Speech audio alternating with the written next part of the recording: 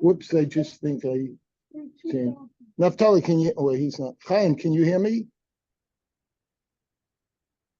Naftali. I could hear you. I could hear you. Oh, hold on. Just don't be too frantic. Just you're fine. 1 second. Okay.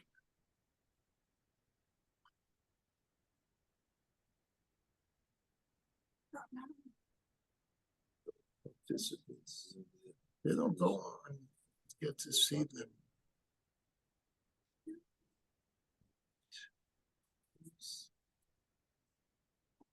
I think we're at the bottom of Nun Test 59, Namad Bays, a few lines. Let me just go back here and see.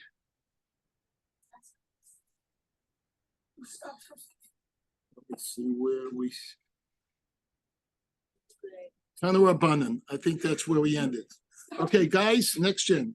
Right, the bottom of 1, 2, 3, 4, 4 lines from the bottom, 59b, and then test Ahmed Beis. We thank Hashem for being able to learn.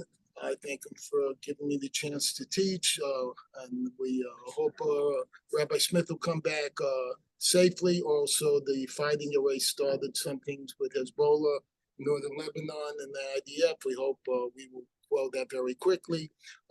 We also learning Lenishmas, Golda, Zaba Golda Bas, Baruch Benyamin, and hey Moshe, and Nisanel Zev Ben Zion, also for Shlema. I saw him in shul, so I don't know if you still want me to say before Shlemas for your father. Okay, all right. For Gedaliah Getzel, Eliezer Ben Tzipora, Freda Tzipora, he's looking good. All right. Anybody else that needs refuah shlema? Okay. Hopefully you can all hear me. So bottom 4 lines of Nentes. Right. We really have a lot to do. So let's do the best we can. And if you have questions, I'll do the best I can answer. Daf Yomi's not a lachashir, and I'm not a rav, so that'll get rid of half the questions. Okay, Tan Rabbanan, the rabbis told the Brisa, Masa Bechad, Ba'adam Echad. There was an incident involving someone. All right, Shipata Chalano Lechatzia Shutfin. All right, he had a jointly owned courtyard, and he opened the window. That doesn't mean he opened his window. He built the window. All right, facing into the courtyard. All right, V'alefnei Rabbi Yishmael Rabbi Yossi. And the other owners in the courtyard, all right, think of this again as a bungalow colony or something where there's joint owners and, and he decides he can make a new window. So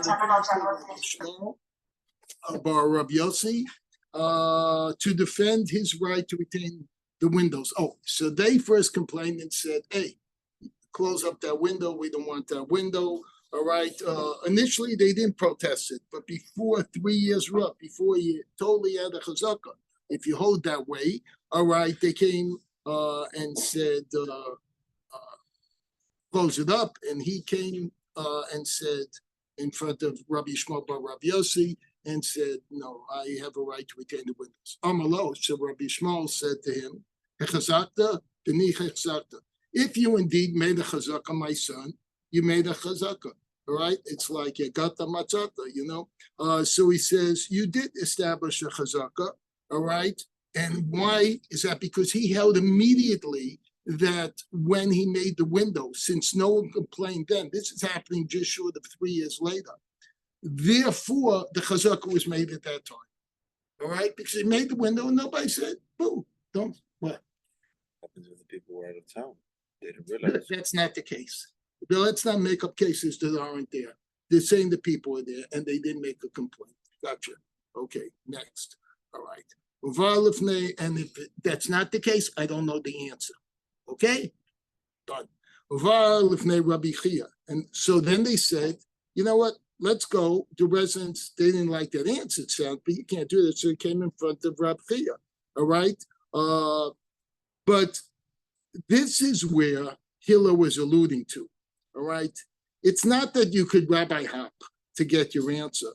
It's that maybe when they had this when they were arguing with the owner of the window in front of Rabbi Shmuel, they weren't all there. That's what's alluding to.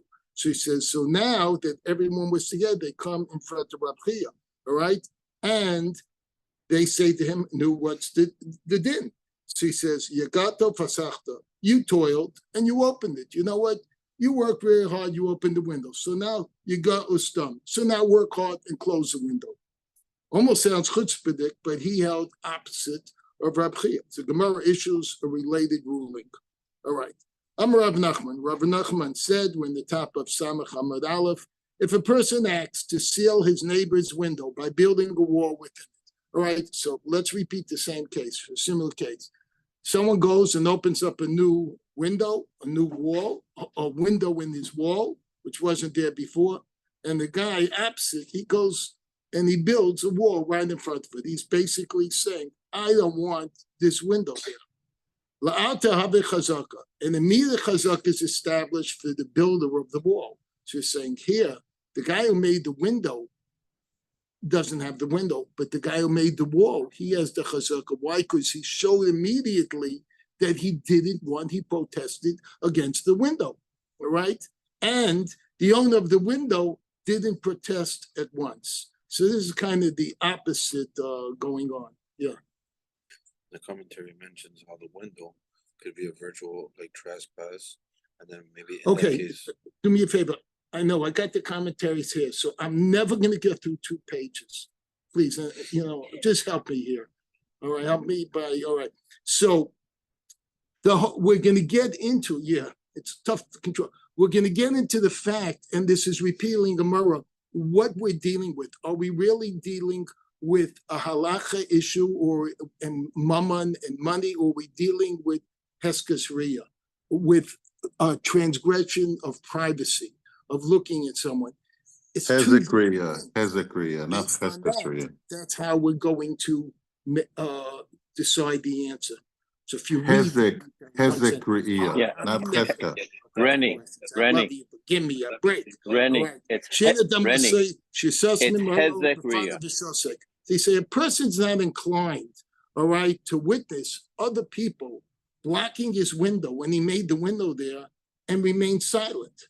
So what went on? The fact that he remained silent, can we deduce from that therefore shtika kodo dami, being quiet, he was agreeing, and therefore said, okay, I don't have the right to have that window. All right, let's continue more. Lakach, all these cases, there's always going to be situations where, and this is what's tricky here, especially with fast readers. If you read the commentaries, there's Rashba and Tosfos, they're going to be bringing stuff from later on in the Gemara, all right, which will be discussed in more detail. So I'm trying to just go through the story so we kind of go almost a little bit blindly. And then when we learn it, you find out I never really had that question before because it's going to be learned later.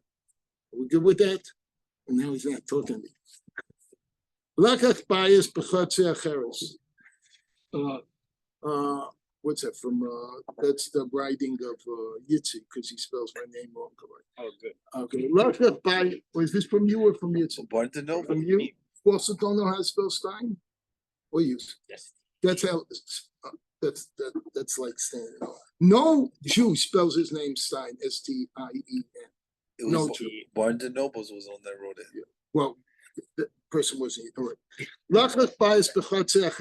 So let's say one purchase a house in the adjoining courtyard. So what's the situation? We had this before. All right. There's actually, consider a street going down like we typically have dead end streets here. There's houses on one side, houses on the other side.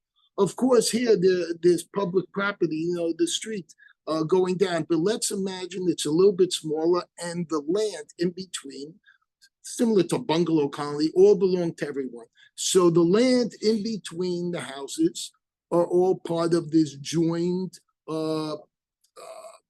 courtyard, jointly owned courtyard, right? One of the people, let's say the guy at the end of the block, he owns a house, so he has rights to that courtyard.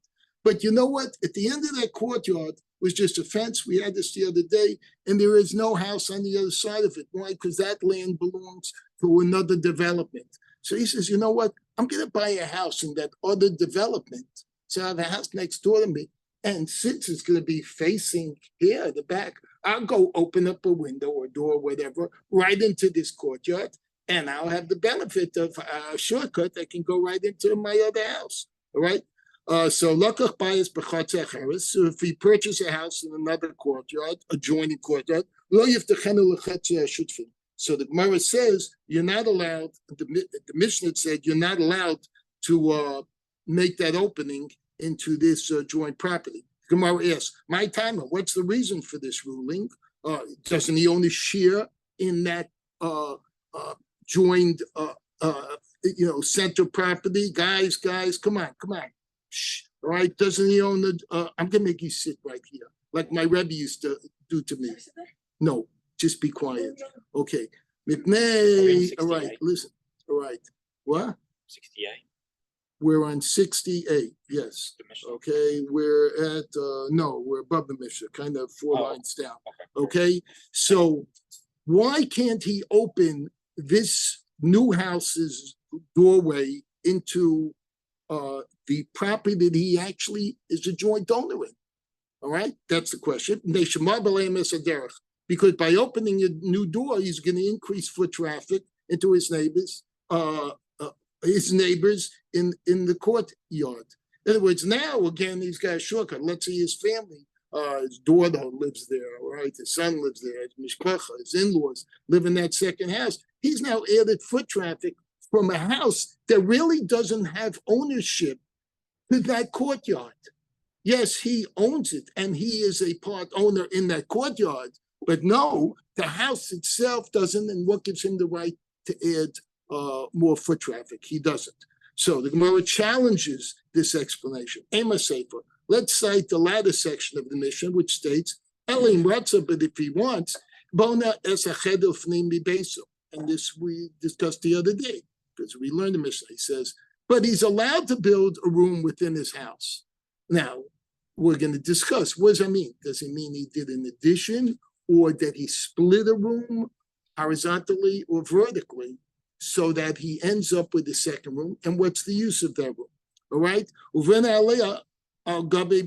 Or build an attic atop of this house. And again, we'll get a little bit more descriptive in what that actually means. An attic, was it there, or was he building a actual rooftop or what do you call it, penthouse that has its own door, things like that? We're going to get into that.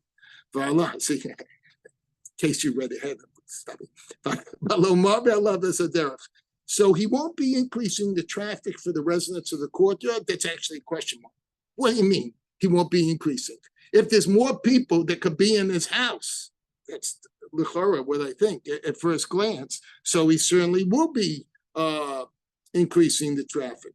So these latter rulings would seem to indicate that increased traffic in the courtyard is not a just cause for complaint, if that's what it means.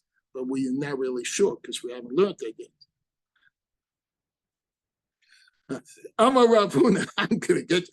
Rav Huna said, "My cheder." So what does this mean when he says it's permitted for him to build a room? Shechalko b'shnayim, that the house's owner divide the interior of his dwelling in two. All right. So people here know if they have a lot of kids, sometimes you buy a house, but there's not enough bedrooms. So what happens? You split the bedrooms in two. So now you have more privacy and more beds. So this is the boy's bedroom. This is the girl's bedroom. This is the older boy's bedroom. This is the young kid's bedroom. And then you stuff as many beds as you can in that. But okay, whatever. But that's what that's what we're talking about. The fact is, you're not really increasing. This is the initial answer. The square footage of the house, you're increasing its efficiency. Or my aliyah. So what does it mean when it says you're allowed to build an attic? Aftai, it means splitting a room into two low compartments. So imagine you have a house, or a person has a house with a very high ceiling. All right. It's a lot of wasted free air. It looks nice. She says, you know what I'm going to do? I'm going to go and I'm going to build a loft area.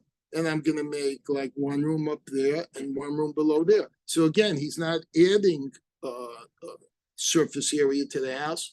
It's actually adding surface area, but it's not adding square footage to the total of the house. Yeah, because you're real estate. I got to be very careful here. What's the square footage? Do they account for different floors, or it's just the square footage of the home? It depends. Yeah, right. Thus, in each of these cases, the overall size of the house was not increased. That's the point. And so the other courtyard residents, in which his shutfim, his partners, have no grounds to block construction. Because what he was doing was internally, probably even did it or possibly without a permit. All right? I knew you were going to say that. You were thinking it, right? So the Mishnah continues to expound the laws of opening windows and doors into a jointly owned courtyard. As you watch the Gemara and learn the Gemara, you realize that every time I don't know if they had ADD or what, Rabbi Yanasi, but every time we learn something, just joking, then that same topic leads on to the next topic. And then sometimes by the time we're done, we're way off and like, whoa, how did we get there, you say? But it's usually, they're not non sequiturs, meaning they're not one that doesn't follow the other. There is a trend of thought, as long as we learn to Rabbana, we'll learn other things that Rabbana says. As long as we're learning about windows and doors, let's learn a little bit more about windows and doors. We're the ones who can't keep up with their train of thoughts. Yeah, we can. All right. So it says a person may not open into a jointly owned courtyard. Pesach keneged Pesach. All right. A doorway opposite a doorway. So this is something new. Now we're talking about, let's go back to the bungalow colony. Both houses are facing each other. The land in between is the jointly owned land. It was constructed. It was cookie cutter. But when it was constructed, the windows didn't face the windows. They were staggered. The doorways didn't face the doorways. And now this guy wants to open, all right, a new opening. All right. So he says he's not allowed to open a door opposite the other person's door, a window opposite the other person's window. And if the doorway was small, and the Gemara will explain all this, lo yaseh gado, he can't enlarge it. Echad lo yaseh shnayim, and if he had a single door entrance, he can't all of a sudden turn it into like French double doors. He can't convert it into two. But let's now look at our streets here. This is NMB, typical street. You've got a house on each side. You've got land in front of your house. All right. Maybe if you own a joint, a duplex, the land right in front is owned by two people. But the guy opposite you, he and you are not partners. And in between your lands is public property. All right, it's the street. Anybody can walk by, and anyone can look to the right or to the left. Now, so Gemara is telling us you can open a window or a door if it's facing Rishus Harabim, even if on the other side it's going to be facing that guy's door or window. So this is like an exclusion to what we just learned. So you're going to have to ask why. When they open it into public domain, Pesach keneged Pesach, the Chalon keneged Chalon, a door opposite door, window opposite window. Hayakatan, if we're small, also Gada, he can make it large. The Chad also Shtayim, and if it's one, he can make it two. Why are we asking all these questions? Again, part has to do, when we weren't dealing with Rishus Harabim, with public domain, a main thoroughfare, a street in between, where anyone can go by and look in. When it was just private, think of bungalow colony, I'm just trying to think of houses facing each other, all right? The privacy issue was a big thing. As we're going to mention, this is why Bilam said, we praise the Jewish tents, because all the tents of the Jews, when we would camp around Machane Levi, it was one giant bungalow colony. Sure, they were all different tribes. And this one Davin Ashkenaz, this one Davin Tzfat, this one was Lubavitchers, except they called it by tribal names in those days. Okay, but the truth was they never faced each other. Right, so that's what we're talking about here. Right. So the Mishnah rules that one may not open the doorway opposite the doorway or window opposite the window. All right. The Gemara now, see, it just jumped on me. That's what I was going to get. Hold on. I hate when that happens. Even today, in new developments, they stagger the houses also. Thank God. All right. All right. Hillel said that nowadays they do this staggering. It shouldn't, I guess, look so cookie cutter. All right. What word? That's why I was going to use the Gemara from downstairs. Yeah, Visa Bilam. Or when they said, but where's it in the Gemara? Give me That's like the first Right, sentence and there was the after, Gemara. it's the second sentence. Vayisa Bilam. Okay. So the scripture said, I had jumped ahead. Bilam looked at his eyes, saw that the Jews were dwelling tribe by tribe, and started to bless them. Mara, what did he see? He saw that the windows and the doorways were not aligned one opposite the other. A place like this is worthy that the Shekhinah should dwell upon them. All right? Gemara cites a segment of a Mishnah, expounds upon it. And that's why he said, Mato Alecha Kel Mishkan Zechon. Hayakatan lo yaseh gadol. We can now explain this. What did it mean when we said if he had a small door, he can't make it into a large door? So Rami Bachama Lamema, Rabbi Bachama thought it plausible to interpret this prohibition as it applies to a doorway as meaning only that Barba Lishave Bar Tamne, that if the door was 4 amas wide, so it was 6 to 8 feet wide, that he can't go double the size of that doorway. The kashago tumane bechetzer, because he'll then, in those days, there was an extra rule we didn't mention, but every doorway was entitled to daled amas, because that's kind of your minimum privacy area. So if you have a door that's only 2 amas large, it still comes with daled amas. If you had a door that was 4 amas wide, you're entitled to daled amas. It's still that. So he says, if the guy went and doubled a 4 amas doorway to an 8 amas doorway,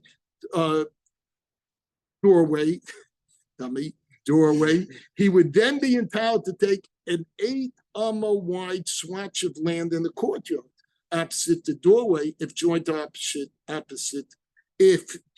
ownership were to be dissolved. So he's saying that right now it's all joint ownership, but let's say the bungalow colony dissolves. It went from being a co-op to a condo to individual ownerships. Now the land is all divvied up. How much land does he actually get? If he now has more door, he would get, or double doors, he would get double amount that's allowable for the doors, and all of a sudden he might get more land than the other guy's land facing him, or something like that. All right. But according to this line of reasoning, to convert a 2 amma wide doorway into 4 amma wide doorway is permissible. All right. Since he gains nothing, should the courtyard later be divided amongst its owners? I think that's the opposite of what I just said. Rami maintains that widening a doorway does not adversely affect the neighbor's privacy, for they realize that their actions can be observed even through a narrow doorway. So Rashbam says, according to Rami Bar Chama, who allowed the single going into a double, it shouldn't make a difference because, first of all, most people only open up one door at a time, right? But if he already knows, he's going to be careful about what he does inside if his door is open for privacy. So if he's already careful about that, he'll be careful where he stands if it's 2. I think, should the courtyard be swayed? In other words, the fact that he's being careful about this privacy issue, he's being protective, shouldn't make a difference later if it ends up being divided. So he's not going with this double land issue, whatever. Rava disagrees with Rami. So Amalei Rava said, responding to what Rabbi Bachama says, Matzi Amalei, your reasoning is flawed. That's Flawed, even though it sounds like I'm saying Flored. It's flawed. For a neighbor may say to a partner who seeks to wind his doorway, if you have a small doorway, I'm able to conceal my actions from you. All right? But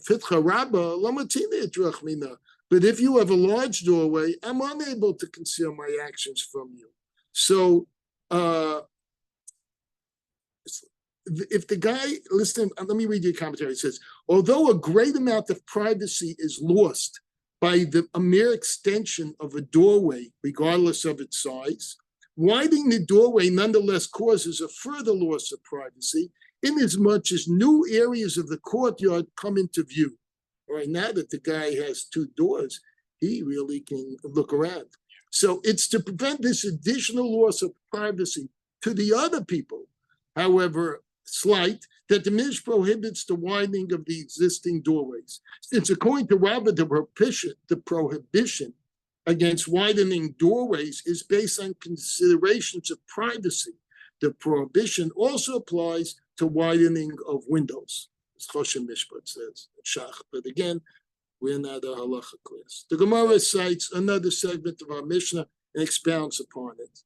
Right? Hold on 1 second. Just want to see more people. So we have Chaim Moshe, Naftali, Yosef, como estás with us? Okay, so he joined us too.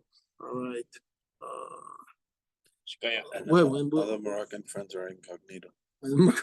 Yeah. Okay. Sabarami Bacham Lamema. So there was one door. Okay. So all right. The Gemara cites another segment of Mishnah and expounds Echad lo yaseh shnayim. Am I repeating this, or is this the next line? Did it jump on me? No, I think you're fine. Okay. Rabbi Bachama thought it's plausible to interpret this prohibition of the Mishnah as meaning only that Barbari lo lishavi trei b'nei tarte asrei. The way he understood it, it was 4 amos wide. He can't convert it into two 2 amos wides. So he really wasn't doubling from 4 to 8. He was just taking his double doors. I don't know if he's moving them apart, but it was originally one nice big doorway, and they made it into 2 smaller doorways. Because he'll now be entitled to 8 amos of land in the courtyard for his 2 doorways if the joint ownership of the courtyard were to be dissolved. So according to him, since each door is entitled to 4 amos, if he took his 4 amos doorway, all right, and he split it into 2 doors, since the ruling at that time was each door gets 4 amos, he went from having the 4 amos from one door originally, even though it was wider, to having 8 amos worth claim in the event the land would be divvied up amongst the owners. What? 17 says the opposite. Before. Yeah. I know. So that's what I'm saying. We're going to go back and forth in this reasoning of Abatamni Litzvei B'nei Arba Abai Shapir Dami. But to convert an 8 dama doorway into 2 4-way dama is permissible doorway, since he gains nothing should the courtyard later be divided amongst its owners. Right. So the reason there's all this argument is it really depends on this ruling that you get daled amos with your door. So if you already got daled amos of land with it, and then you want to make another one, that would be doubling your doorway. But if you had daled amos, it's per doorway. With a larger doorway and you split into 2 doorways, then you'd be doubling. So again, it depends which side of the coin you're looking at. So I understand. It's confusing. It's okay if you're chazir the sofa. It's Sunday. Amalei Rava. So Rava responded to Rabbi Bachama. Matzah Amalei. Your reasoning is flawed. See, no matter what reasoning someone says, someone is going to argue with it. Right? It's always a machlokas. Your reasoning is flawed. Well, not always, but a lot. It's flawed. For a neighbor may say to the partner who seeks to split his doorway, "V'chat pischa metina is tanui minach." If you have only one doorway, I'm able to conceal my actions from you. Now, this is the guy across the street who wants to be, or across the joint courtyard, who wants to be private. Betray lamatina, it's tanui minach. But if you're now going to have 2 doorways, you can make it really almost impossible, right? Because you have all this extra opening, all right, to look out, then you're going to be able to see what's going on by me. Gemara cites another segment of the Mishnah. We said this earlier, but you can do this, opening a door opposite the neighbor's door across the street if there's a Rosh Hashanah in the middle, if there's public thoroughfare going through, that you could do. Because in this case, there's no concern for privacy, because the person opening the doorway can say to his neighbor, Saf, Habayis, it's Tanui, Mibnei Rosh Hashanah. Ultimately, you have to conceal your actions from the people in the public domain. So don't give me any complaints, because they can look into your doorway anyway. All right. So winding a door doesn't result in the further loss of privacy in this particular case, because you can look it from either side, because people have to keep themselves private. So no matter what, if you've got public thoroughfare right in the front, make sure you plant hedges. I don't know what to do if you want to be, or be careful inside the door. Close your door all the time. All right. Mishnah. Whoops. What is? I think back then their homes were just like one. Yeah. So Yeah. No, it's just. They could see everything. And it's hard to keep your door closed without AC. Yeah. But it's fine. So Hilo just said it's hard to keep your door closed or the window closed without AC. But these are things in general. The main question was whether or not you can create another window, create another door. All right. So they were already existing, as you say, with a door or window that they would tend to keep open. So we just don't want to increase more Heskas Riyah, invasion of privacy with these door issues. All right. Now, you can't make a cavity between the public domain. This word halal, if Rennie, it's 3 weeks, then we're learning about Hezek. we're learning about these cells and the walls, and we're going to mention this. And I think the word halal was mentioned there. This has nothing to do with halal, the non-pig meat. All right. One may not make a cavity beneath the public domain.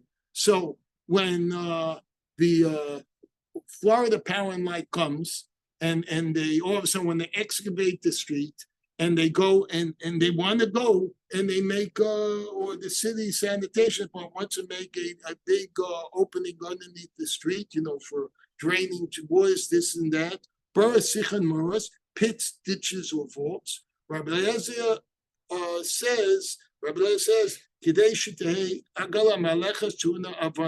as long as the cavity is covered strong enough for a wagon laden with stones to pass over it. So according to Rabbi Eliezer, you can make such a hole if for some reason you want to do it out there in the street, as long as you have a manhole cover. It was a sturdy, solid iron, a solid wood cover, so that if a wagon goes by filled with stones, you're talking about heavy construction truck, all right, it can't possibly, fall into it, or people cannot fall into it. Then it's okay to do it. And matzin zizin ugzuz tera'os Rosh Hashanah. All right, that's one thing. Let me go back to that for a second. This solid thing, there was no concern, apparently, that, let's say, I don't think they made it as manhole covers out of steel, but let's say they made it out of a nice, solid, like door, and they covered up. Well, you know what? Underneath that door over the years could be rotting, and on top, superficially, it looks good. So there's going to come a time where that door could cave in. Apparently, according to the sheet, that they weren't worried about that. I guess it would start to show cracks or signs of wear, and it would be repaired. Okay. Now it says you can't extend ledges or balconies into the public domain. And we had previously mentioned this about awnings sticking out of a house. You don't want people to bang their heads in it as they came by on their wagons. Nowadays, they come by in their bicycles or scooters. You don't want them to bang into these ledges. But he can. He may draw the warp's house back into his own property and extend the ledges or balconies. What we could do, if he's building a new house on a plot of land, even though he can go within 6 feet of the property line, so to say, right? He'll start his house 12 feet of the property line, and then he can put out the dalanomos, let's say, ledge going out, because he's already recessed his house, all right? And if he recessed his house so much, can you guys see me? Because my phone doesn't show anything. Somebody just talked to me. Rennie, your picture is frozen. Hello? Verizon. Can you Hello? hear him? Frozen forever. Video. Are you home? Hello? Your picture is frozen, Rennie. I hope no one's called us. Can What? anyone hear me? Why don't I see him? So go. It's Zoom. No, we are on Zoom. They're still there, so I guess Please everything's hold for fine. 1 second. Oh, there you are. Pictures That's- came back. That's Okay. better, thank you. Right? Naphtali, yes? Do you hear me? I hear you now, yes. I don't hear you, but that's okay. I maybe So didn't maybe need it. everyone's on. Okay, If thank we're you. at it, All right, You should be all able to right, so Randy, you can you hear me? ask him questions. can you hear me, Rennie? Oh, No, I don't can have you them muted. They muted themselves. Yeah, they can No, just no, unmute. no. You can just unmute You them. see, now you can hear them. Can you hear me?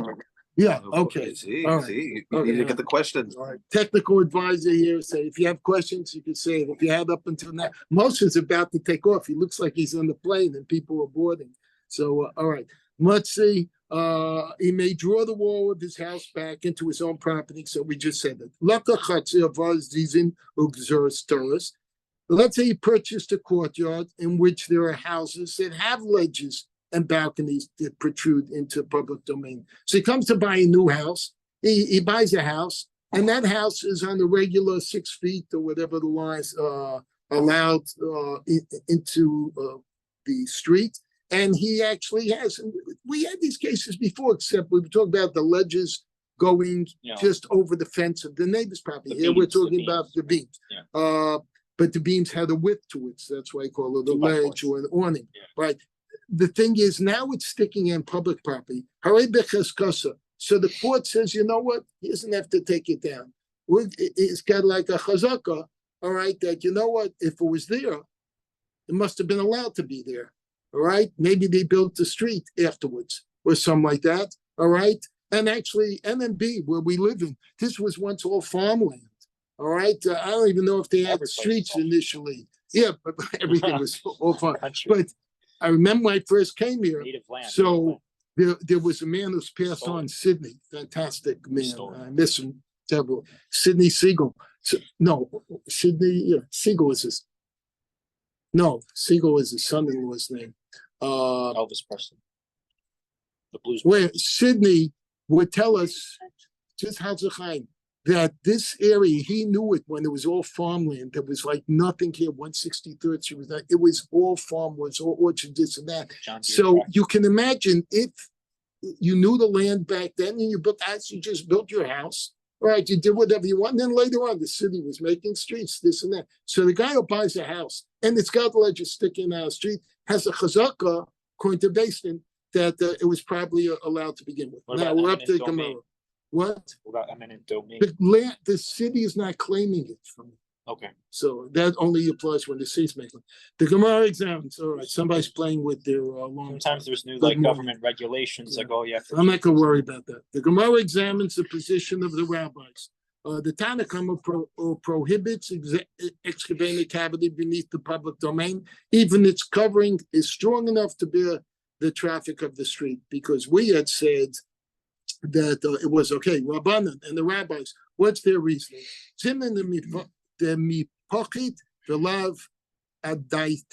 The rabbis are concerned that sometimes the covering will rot. I mentioned this earlier, and the passerby may not be aware of it. That's why they didn't like the idea of covering the whole. Baba Kama, we spoke about. What? Baba Kama, we spoke about it. We spoke about this before. Baba Kama. If you remember Bubblegum. Little bubbies. Okay. All the bubbas. All right. The Gemara cites a passage of our Mishnah. One may not extend ledges or balconies, etc., into the public domain. That's going to be our discussion now. The Gemara relates an episode that clarifies the ruling of the Mishnah. Rabbi Ami Habalei Ziza the Hava Nafik Lemavoa. Rabbi Ami, Rav Ami had alleged that protruded from his house into an alleyway. So now it's not going into public street; it's going into a mavel, and we learned all about mavels also back then. Vahu Gavra, but that we learned that in Eruvin, I think. There's a note about Rabbi Yami. What's the note? And now, what's the note? Oh, it says he's a third generation Eretz Yisrael Amora. Rabbi Ami, also known as Rabbi Ami Bar Nassan, was a priest and a close friend of Rabbi Asi, and they studied with the greatest sages of Eretz Yisrael and were astounding disciples of Rabbi Yochanan. Rabbi Ami also studied with Rabbi Yochanan's preeminent students in the Jerusalem Talmud.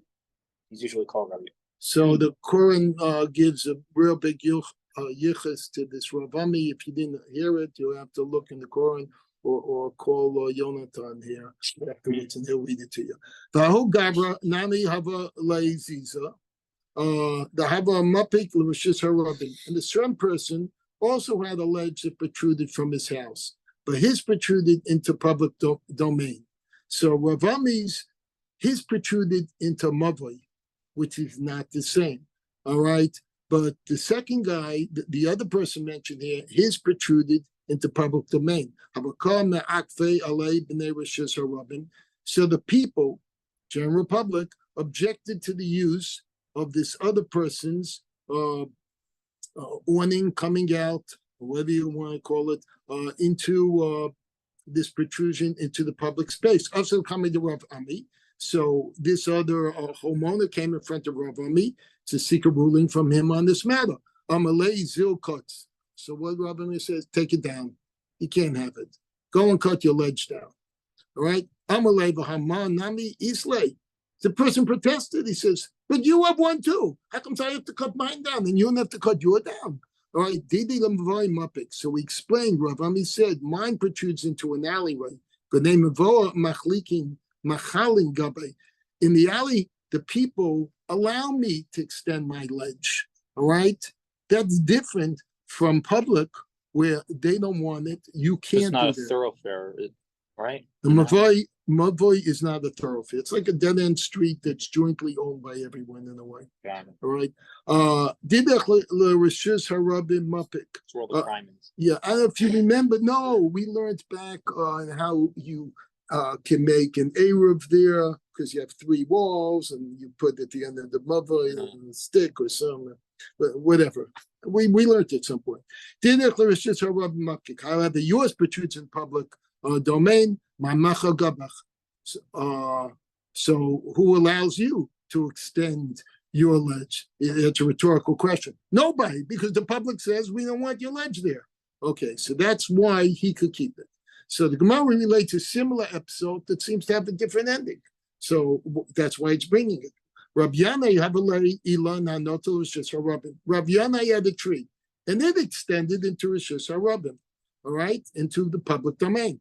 Havahu gavra the chavalei nami ilan anoto rishus harabim. So another man also had a tree that extended into rishus harabim. Also, but in rishus harabim, havakam akve ilai. So the public, the people of the town, whatever, they came to this other man and they said, hey, you're in violation of public space, all right?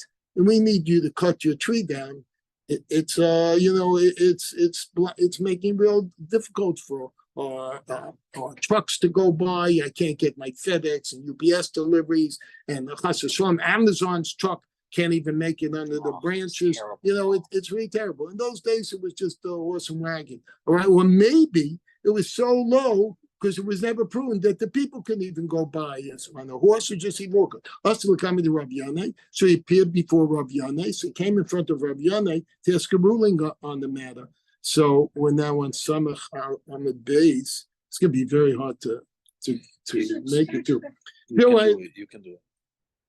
I know I can do it, but you guys not let me do it. So I end up go for now and come back tomorrow. So what does he say? He doesn't give him a ruling. He says, go home, see you in the morning. Come back tomorrow. It's kind of strange. So at night, Rav Yani sent somebody to cut down his own tree. All right. It's very interesting. Oh, wow. So the next morning, the other guy comes to Rav Yanai, and Rav Yanai says, "Oh, you want to know the answer? What you have to do? Cut down your tree." And the guy goes, "Cut down my tree. I just showed up here. I'm gonna lay you. You could tell me last night." He says, "I'm gonna lay Hamar Nami." He's like, "You have a tree. I know that that extends just like mine." So he says to him back, "I'm gonna lay Zil Chazi. He cuts Didach." He says, "Go take a look. If my tree was cut down, you cut down yours." So he walked the talk. He walked the talk. He didn't just say it. So now you might ask the question, why did he hesitate? Why didn't he just tell him to begin with, you know what? You cut it, I'll cut. Elo cuts, did Elo to cuts us. If my he said to him, if my tree's not cut down, you don't have to. So the Gemara points out this inconsistency of Rabbi Yanai's conduct. So you say, why was it originally he let the tree be there, and then after the question was raised, he realized he should cut his tree, and then told the other person. Mikra, my Saba, what initially did he think? He thought nobody was complaining, so he thought the tree was giving shade to people walking. And especially in NMB, when we walk on Shabbos, a lot of us try and walk under the shaded shade of trees. So if there's two sides of a street and one is shaded, or there's a street that has a canopy of trees, we'll tend to walk those because the temperature is 10 degrees less in the shade. So what did he hold in the end? We cut down the branches. Obviously, as can say, Mikra Saba initially held Nikala Lahu Livnei Rishus Habarim Diase Betule. He initially thought the public was pleased that the tree branches were giving them a chance that if they want to take a break, sit down, they could sit in the shade. Came in the Chazak, when he saw that the people were starting to complain about the presence of the tree's branches there, he realized they weren't so happy. Shada Katse, he sent someone to cut his own tree down. So before he's going to tell somebody else to do the right thing, he's going to do the right thing himself. So that's why there was the delay. Good Musa. Good Musa. We don't do Musa. Musa is for other people. We just learn. All right. But let Rav Yanai, we learn by example here. But let Rav Yanai say to the person, Zil could stidach vada could stide. So he could have said, you know what? Go cut the tree. And after you cut it, I'll cut mine. So why did Rav Yanai postpone his directive to the other person until after he cut down his own branches? Good question. Gemara explains Rav Yanai's conduct. Mishum de Reish Lakish. Rav Yanai acted as he did because of something that Reish Lakish had said. The Alma is koshesu the koshu. Reish Lakish quoted a pasuk that says, "Clean yourselves of straw and clean others of the straw." I'm not going to go into detail, but whatever that means, that's where he got from. Which we interpret to mean first adorn yourself, meaning clean yourself of sin, and then adorn others. In other words, again, practice what you preach. That's the way you say it in English. A segment of the Mishnah is cited and commented upon. One may not extend the ledges or balconies into a public domain. Or if he wishes, he may draw back into his own extended ledges or balconies. It's just repeating what we said. When he built the house, all right, he built the house further back so that he can extend the ledge without it affecting the public street. Ibai Lahu, the scholars of the academy acquired. Kanet Velo Hotzi, if can it shouldn't. That's why this is hard when you hold on.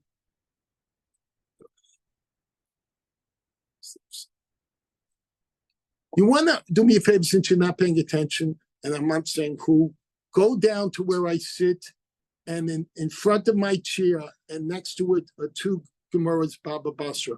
All right? One is for the last page, which we're on, and one is for the new. And just come bring it up here so I'll learn it from the Gemara. They're right there on the right and left in front of my chair. Whoever. Yeah, it's because you're paying such great attention. All right. Okay. I'll owe you for it. Meikra Saba. Initially, what I'll give you is necessary word. Nigra Saba. In this, it's not gonna be Saba Pruta. Initially, Nichalahu, next time he's gonna pay attention. I'm not saying who it was. Not even saying if it's from next gen. All right. Initially, he held Nichalahu Livnei Rishus Harabim Diasve Betule. The public was pleased that his tree branches extended over the street, for they were there and able to sit in its shade. Came in the Chazar, the Kala Makfe. However, once he saw that the public objected to the other person's overhanging branches, Shada Katse. Oh, no, I'm repeating what I read. Okay. Cut your branches, I should come on. It jumped, which was Reish Lakish, hang in there a second. Let me not extend legends. Okay, so what we said, in the case where the person built his house further back, all right, the scholars of the Academy inquired, if one drew the wall of his house back into his old property, but did not extend his ledges at that time, can he subsequently extend them? His house is 12 feet back, all right, 12 amas. That's a question. He said, hey, he's way back. Can he now put it on? Rav Yochanan Knas Motzi. One draws back and he didn't immediately extend the ledges. He can extend them at a later date. But Reish Lakish and Knas ain't no Motzi. And Reish Lakish says, no, he can't do it. So we're going to have to look into why is this an argument here? And the argument's basically going to boil down to the fact that people took advantage of that extra land. And they weren't necessarily, it's like here, North Miami Beach. We don't necessarily walk on that 3-foot stretch of sidewalk. We take up the whole street. All right, Shabbos, we own, not cars that come by. They have to wait for us.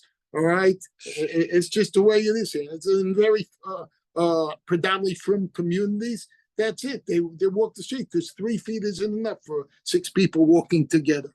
All right, so there are people used to take advantage and not necessarily just walk on the sidewalk or the public street, but there was all this land that was in front. They'd extend it, but here they walk on the grass. It was a softer walk. Okay, so but it wasn't their land. They never. This wasn't eminent domain. The public was just taking advantage of it. They didn't really have the right to do that. So therefore, what gives it shouldn't stop him from now putting a ledge on his own property, and that's where the machlok is. Amalei Rabbi Yaakov, Rabbi Yirmiyah. So Rabbi Yaakov said to Rabbi Yirmiyah, but Tachlifa, who is the son of Tachlifa, Asabar Lach. I shall explain this dispute to you. Let me explain. Lahotzi, regarding whether or not it's permitted to extend the beams, Koli Amalo Pligi, the Motzi, all agree that one may extend them. Thank you very much. I appreciate it. It's good. My young man got me in the Gemara. I'll start it with the next stop if we get fast enough. All agree that one may extend them. Keep plege. So regarding when do Rabbi Yochanan and Reish Lakish disagree? Regarding whether it's permissible to return the walls to the original place. So that's really questioning. So the question is, can he now redo his house?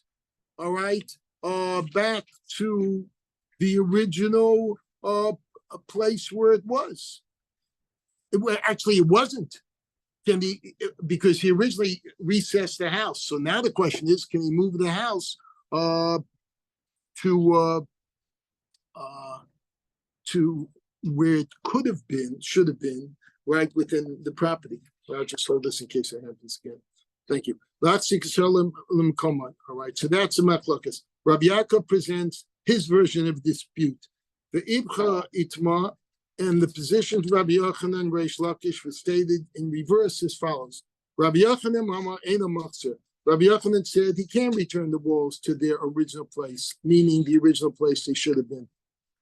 Oh, I'm assuming that means because, well, maybe they were there and then he rebuilt them further back. Brace, Lakish Amar Matzah Beresh. Lakish said he may return the walls to the original place. Rabbi Yaakov now explains the two positions. Rabbi Yochanan Eno Matzah Mishum the Rabbi Yehuda. Rabbi Yochanan said that he may not return the walls because of the principle of Rabbi Yehuda. Then Rabbi Yehuda, that's not why it was just in the a private boundary strip in which the public established a right of way may not be ruined by its owner. So this is something new. This is saying that someone with private property cannot extend into the public domain. No, we're even not. though- No. The question was whether he had a house on his own property. He was doing construction. He decided to move the house back a little bit from the Right. original place he was allowed to do. All right. And let's forget about the ledges for a second. There was all this land now. So the people walked down the street because he didn't have a hedge. They would walk on his property. Now the question is, can he move the house back or re-extend his house to where it was allowed to be? Because the people were there. So he's saying here that according to Rabbi Yehuda, Rabbi Yochanan said he may not return the walls because of the principle of Rabbi Yehuda. Rabbi Yehuda said, that once the public is using that property, the owner ceded to the public the right to use the strip of land as a path. It's kind of a continuation of the chazaka concept, except here the public have made a chazaka and his private land. So again, see how the thread of thoughts, we just keep on expanding it. It happens all the time. Happens all the Yeah, time? adverse possession. Adverse possession. Yeah, I heard that term before. Yeah, Adverse well, possession. Yes. Rabbi Masula Kalkalo, a private boundary strip on which the public established a right of way may not be ruined by the owner. Here too, the space left vacant by the withdrawal of the wall has now become part of the public thoroughfare, and the owner may not now deprive the public of use of this space by returning the wall to its original place. So be careful what you do. This is like, don't say Lashon Hara, because if you let the feathers out of the pillow in the wind, you're not going to be able to get them back. So be careful if you're going to recess your house back on the property and you don't build a fence at the property line. Guess what? You may not have that land anymore. All right. So record what? Gone with the wind. Regarding the prohibition against ruining a public right of way, that ruling is applicable only where there's guess what? It doesn't hold everywhere. Only where there's no place for the public to pass if the right of way is revoked. So what this is saying is, as long as there's still a street there and the public can go back and walk on the street, they don't have the right to say, no, we want to walk on your lawn. Then he can go, yes, and have the lawn back, even if he didn't make a fence. Right? It's like I let them walk there. It's like, yeah, so you had a Sulam Mitzri, so you kept a 3-rung ladder in my field before, so your kids left their bicycles. When I need it, I'm going to just take it. Right? But here, however, there is space for the public, even if the walls are returned to the original place. 1 second.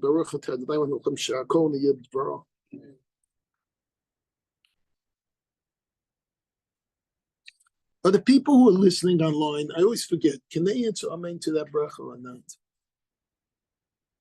I don't know, but in case you answered amen, you better find out. If you didn't, you still should find out, because I don't know.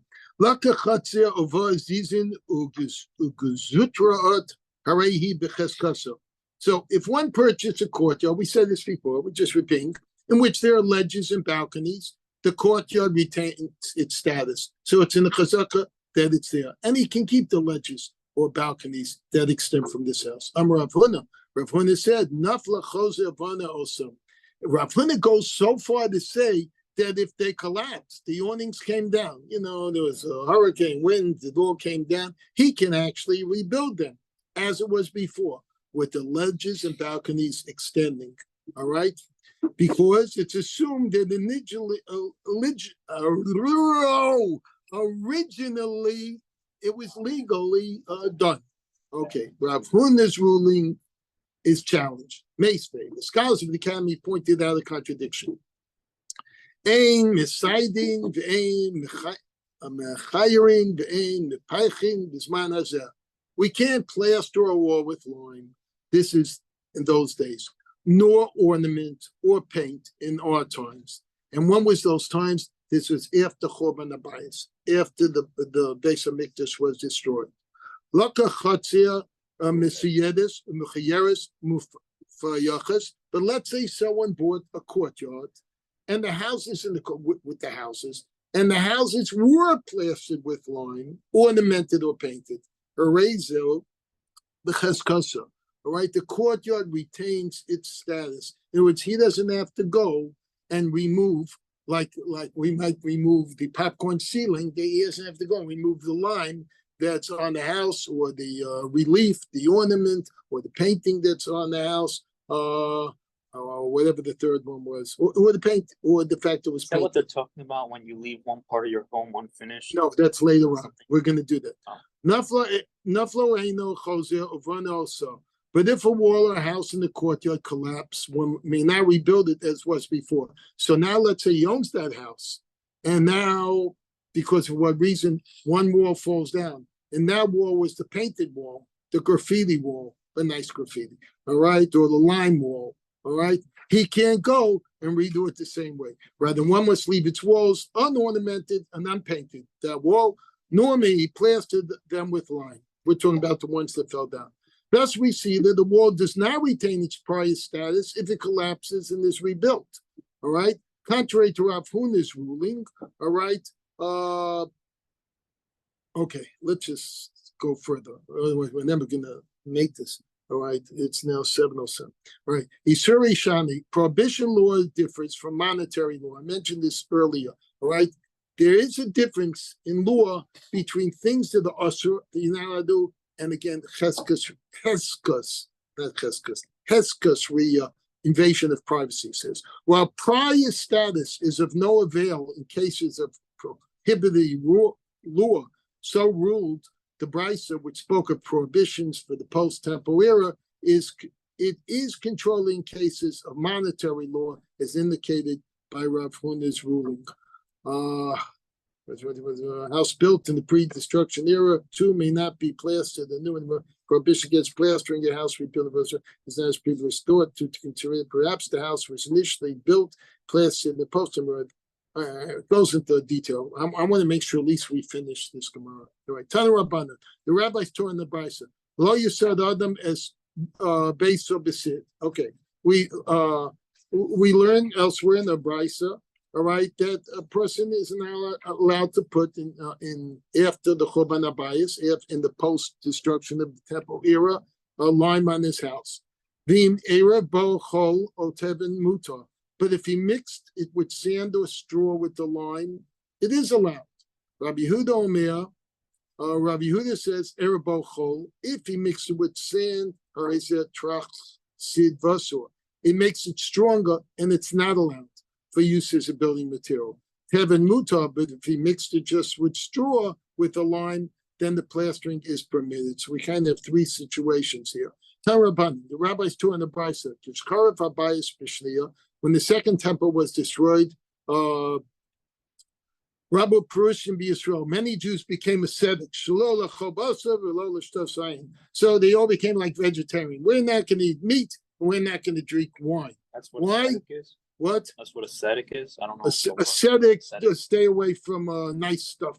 They live very simple lives. So here, they weren't going to eat meat, and they were going to drink wine as an expression of the Churban Abayis. Why? Because during when we had the bias, we had korbanos for meat, and we had the wine libations, right? So since we don't have that anymore, they weren't going to eat. Nitvalan Rabbi Yoshua. So Rabbi Yoshua, he looks at them like, "What, are you guys crazy?" He says, "I'm going to dissuade you." So he brings them on in a conversation. Amalahan, he says, "B'ni," he says, "My sons." All right, next gen. Let's get some straight here. Why aren't you eating the basra? And why aren't you drinking wine? right? So the answer said, they answered him, Nochel Basra, Shemimenu Makrivin, Al Gabi Mizbeach. All right, Shemimenu Makrivin Al Gabi Mizbeach, Vachshav Batel, all right, Nishtayayin, Sheminachsin Al Gabi Mizbeach. I said this before, Vachshav Batel. So their answer was, you know what? You want us to eat meat? You want us to drink wine? These things were done on the altars. The altars are not there anymore. All right, the Beis Hamikdash is not there. So Zeichel Chorban, I'm not going to have wine and I'm not going to eat meat. So Rabbi Yeshua looks at me and goes, Amalan, in Cain, lechem lo lochel. So if that's the case, you shouldn't eat bread. Why? Shekva Bakla Menachas, because the Korban Menachas, Korban Mincha, which was a bread offering or grain offering, it isn't around anymore. So don't eat bread. So you know what? They said, yeah, I guess you're right. We can't eat bread. But they said, Efshar B'Peros. So he said, yeah, but maybe we could still have fruit. So he says, Rabbi Yeshua says, Peros lo nochel. No, you shouldn't eat Peros because bikurim. We don't have bikurim anymore. So therefore, you shouldn't even allow the parents. He's basically getting rid of their whole diet. All right. So they say this last ditch effort. Well, that's talking about the first Paris, right? But then maybe we can talk from Eretz Strauss, right? But let's talk about other Paris, other fruits. All right. Maybe we're allowed to eat these other fruits. All right. That we can subsist on, which weren't brought this Bikurim. So Rav Yeshua gives them the coup de grace. How do you pronounce that? The coup de grace? I know. In other words, he gives them one final shice. He says, okay, you know what? Mayim lo nishta. Don't drink any water. Okay, pass me that bottle, please. No, I need a prop. He says, here's the prop. For those of you who want a prop. You can't have any Zephyros anymore. Ain't no free advertisement. No, free advertisement? No free advertisement. Okay. You can't have any water. Okay, Maimon Nishta. They said, we shouldn't drink water. Says, because on Sukkot, when we used to pour the water libations, we don't do that anymore. Guess what? The ascetics all of a sudden zipped their lip and threw the key away. They said, you know what? We're like really in left field with what we're thinking. We really will starve to death if we're going to live this way. Like so he went, no, but they have to take supplemental vitamins at least. Amar lahen, Rav Yeshua said to them, Bini, my children, Bo v'omer lachem. Let me explain to you the proper way to mourn for the temple. So Yonatan, this is your mention. L'sado al kol ikar efshar. You can't mourn. Not to mourn at all is impossible. For it's been for the decree of destruction has been promulgated. There's no more Beis Hamikdash. And to mourn too much is not possible for people to. Shein gazin gezerah our tzibur elim kein rav tzibur lamod ba. Because the rabbis wouldn't make a gezerah, they wouldn't make a tikkunah, they wouldn't make an edict that was too difficult for the general public to do.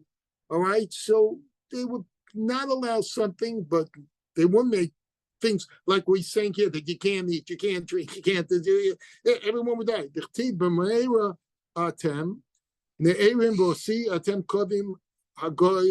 As written, you are cursed with a curse. All right, yet you robbed me, the entire nation. All right, so this is Malachi. What did he say? They were censoring the Jews for their faithlessness. All right, he says, well, man robbed God, yet you robbed me. But you say, how have we robbed you? In tithes and truma offerings. And it was the Jews weren't that honest at that time. So they were robbing Hashem of what Hashem deserved. All right? So he says, you're cursed with the curse. You robbed me the entire nation. So this is what the Chamim says. Adam es beso besid. A man has a house. He can apply plaster to it. But it's Yonasan, but he should leave one part of the house where he leaves it unplastered. All right, for Kama. So how much should be unplastered? I'm Rav Yosef, I'm al Abba. Amar Rav Yosef, Yosef says a square amma. Amar Rav Chisda keneged Pesach. And where should that be? Can I do that way in the back corner of the house? He says, no, right opposite the entrance. It's funny. So you're building $1 million house. People walk in, it's all painted and this and that, except there's a square amma facing it that's not painted. You know? Miami contractors are very good at this. Yeah, but they do it inadvertently because they don't have No, very they good work learn ethic. the Gemara. Outside, they learned the Gemara. outside that's of people like Yosef Berlin, who's an excellent contractor, No, and I recommend him to anybody who Yeah. needs work done. Keneged Yeah, Pesach. I mean, All right. Also, Adam Kotzorche Suda. And what other ways can we remember the Churban? Says when a guy is making a meal, he's preparing the meal, he's a chef, he should leave some small part out of the menu, not serve everything. By the way, Yeshikoyach to Jeff and the Ufruf yesterday for his son. Oh my God, I weighed myself this morning. yes. 5 pounds I gained over Shabbos. Yeah. I obviously didn't eat that much, but with the salt that it, I mean, it's insane. All right. I'm Rav Papa Kasa the Harsana. So Rav Papa explains what is good, wonderful. Okay, what is you guys have, you love so much to play with your love. I'm Rav Papa Kasa the Harsana. Rav Papa said a pie of fish hash. So fish hash should be left out. All right. Also, Isha Kotachshita. How does a woman want to base a mikdash? She can put on all her adornments, this and that, but she should but she should leave out some small adornment. Mahi, and we're going to have 2 answers. Amarav Bastida, he's going to say that Shinema. He's Amarav Bastida. He says the hair on her temple. So that meant one of 2 things. Either, these hairs that we have in front, the men are so proud of because we don't show such a recessing hairline. Women, they want to be nice and clean. So they'll pluck these hairs out. All right? Look, I got a little bit here. I got a little bit everywhere. I'm not going to say there's nothing that's here. All right? But women, so they will pluck that out. Or some women would grease their hairs back. It was a different style to look really pretty. So Zechel Mikdash, they stopped doing that. All right, at that time, the women. I don't know about nowadays. Now they're sheitlach covering everything. I have no idea what's under there. So listen to this. So Rav Yeshua provides the scriptural basis for these practices. Shnema, this is Israeli Pledge of Allegiance. Tidbach lechani lechiki im lo es yirechi im lo ales yushlam aros simchati. How they do? I knew that well, right? If I forget yours, blah blah blah, etc., etc., may my tongue cleave to the roof of my mouth. All right. If I do not remember you, if I do not set Jerusalem above my highest joy. So what does that mean above my highest joy? My aros simchati. What does that mean above my highest joy? So Rav Yitzchak says the Efer Mika Shabarash Chasanim. Jeff, make sure this is done right this week at the wedding. So when they place ashes on the chussen's head, that they don't put it here. They put it up here on the soft spot. They place it in wings as a sign of mourning the destruction of the Jerusalem and the temples. They place where we put the tefillin, I guess.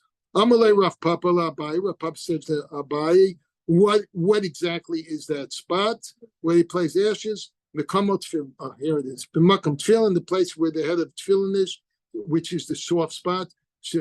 We just learned that the other day. That's why I mentioned at the Ufruf, the soft spot. A man should have a soft spot for his wife. Shenamar l'shum avalei tzion l'seis lehem pe'eh tachas efer, to appoint for the mourners of Zion, to give them adornment in place of ashes.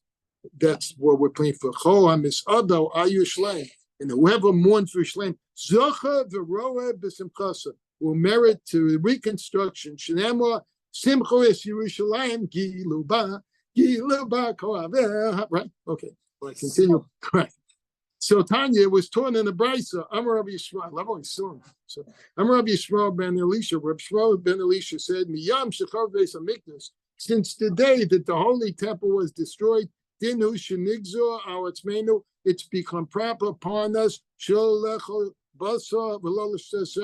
He's repeating this, that we shouldn't eat meat or drink wine as a sign of mourning. Ella ain't gazing zera tzibur. So why is it that we didn't do that? They didn't do that zera. Ella in can rub tzibur yachal lamaba. Because you can only do a gzera, we just said this before, where the majority of people would be able to hold by this, and the majority of people would not be able to hold by this. Miyam shepashta malchus harisha seguzeres alenik zeres ras for kashas, and ever since the day that the wicked kingdom made decrees upon us, evil decrees on the Jews, but tell us men of Torah mitzvahs, they deprived us of learning Torah and mitzvahs. And they didn't allow us to do bris or to do what you call it, the not only to attend circumcisions, circumcisions, no, but the redemption, pidyon abain, redemption of the firstborn. That's what he's talking about here, according to the comment. That's what it says right here. Right. Dinhu nigzor awatzmenu.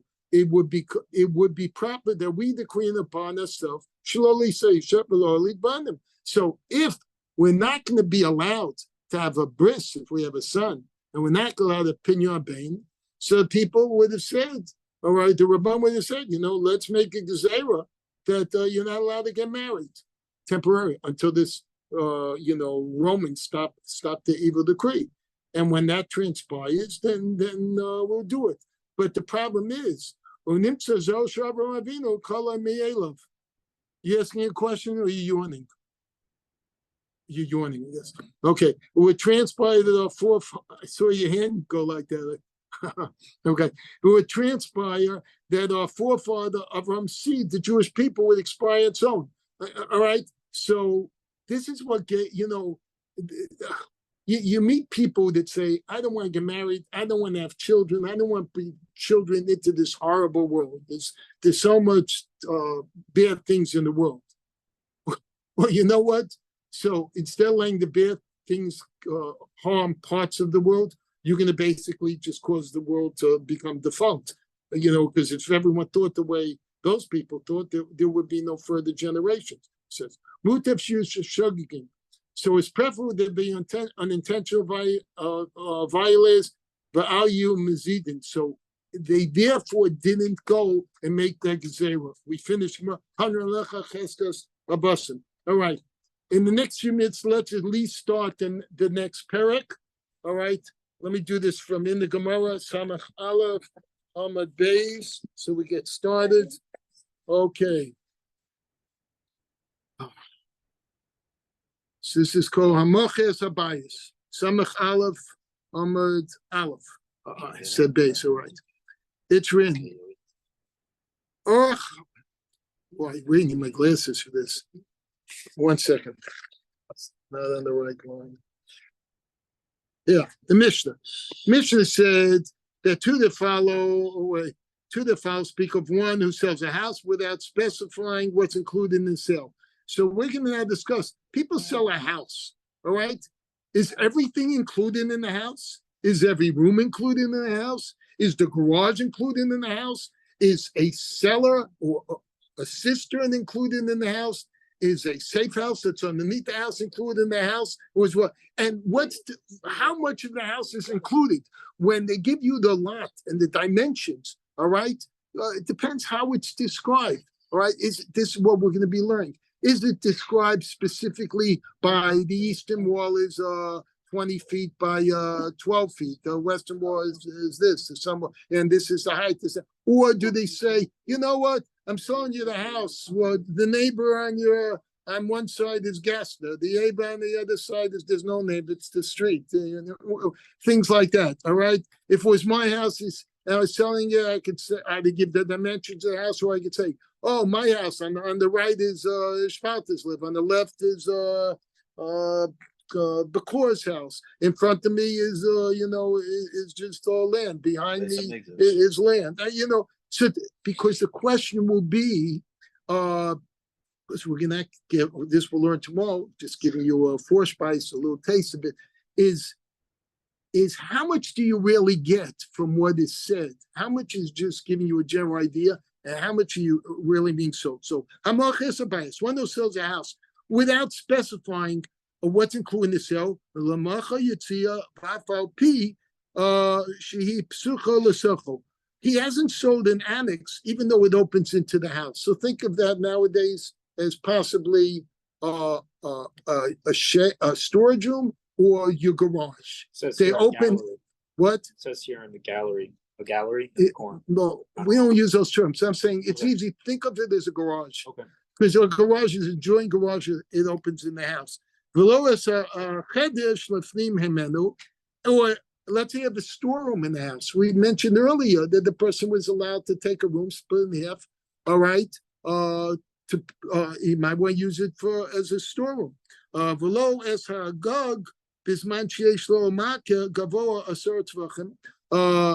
it doesn't include like the penthouse that's on top that has a market, a little fencing that goes around it. All right. At least 10 tefachim. If it has 10 tefachim, Rabbi Yehuda rules differently with regard to the roof. So Rabbi Yehuda says it's different with the penthouse. Rabbi Yehuda says, Im yesh lo tuas Pesach. The roof has to have a doorway that provides access from the house. So basically, the way we have that is it's the attic door. You pull it down, you walk up the ladder, you're going. So if there's a doorway that goes into this penthouse, then that would not necessarily be part of it. So you can sell someone a house according to this Mishnah and attain the air rights, which above the house, live in the penthouse, and even build 2 stories above the house. And there is just road they do that. All right. I don't know if they sell the house and then build on top of it, but I know they build on top of it. And Florida is also. Who owns the air rights in Florida to a house? The owner? Yeah. No one can complain? I'm sure to some extent, because then the airplanes would have to pay to fly over it. All right. And what about if someone owns a house on the beach? All right. And the house is 1 story high. All right. And they want to now turn it into 3 stories high. And if they do that, they'll block the sight of the people behind them. They can't look at the beach anymore. Can they do that? If the city allows them to go that high, they could do whatever they want. I set you up. So the bottom line is it's going to be, at least nowadays, a legal law of how high you can go up with air rights. Because there's got to be some sort of law. They say by the zoning.